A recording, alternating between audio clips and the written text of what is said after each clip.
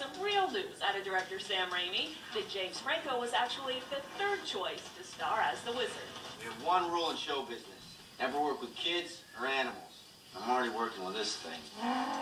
When you got the script of Oz, did you envision James as playing Oz, the Great and Powerful? When I first read the script, I heard that Robert Downey Jr. was attached to star in it.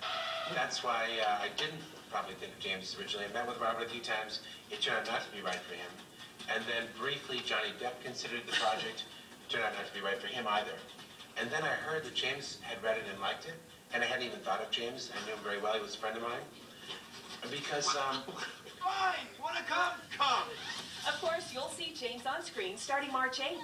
Sam had already directed James in 3 Spider-Man films and jokes that he learned that James and the Wizard had a bit in common.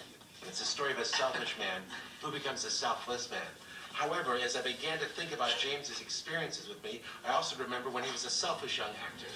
You want to defend yourself? Go ahead. Well, let me just also say that as well as Sam knows me, I know him. I've known him for over 11 years. He's a bit of a womanizer and a big phony in the beginning. Wow. And, I think we've delved deeply into enough for your show right now.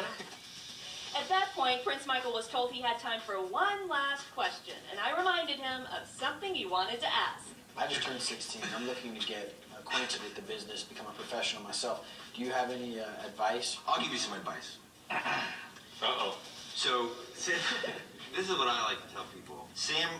Look at Sam Raimi, and he directs some of the biggest movies, today. He started off making his own little movies on 8mm camera. Mike Spielberg. Like a lot of directors that you admire now that are making the biggest movies. Doesn't have to be good. Look at the early movies Sam made. Yeah, actually, look at...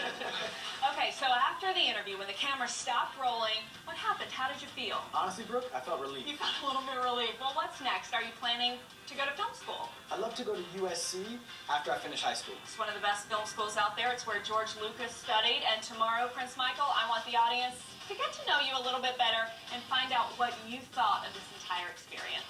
And I have a lot to say. Yes, you do. Well, Prince Michael really opens up to Brooke tomorrow. He's such an impressive young man, especially after losing his father at such a young age. Yeah, so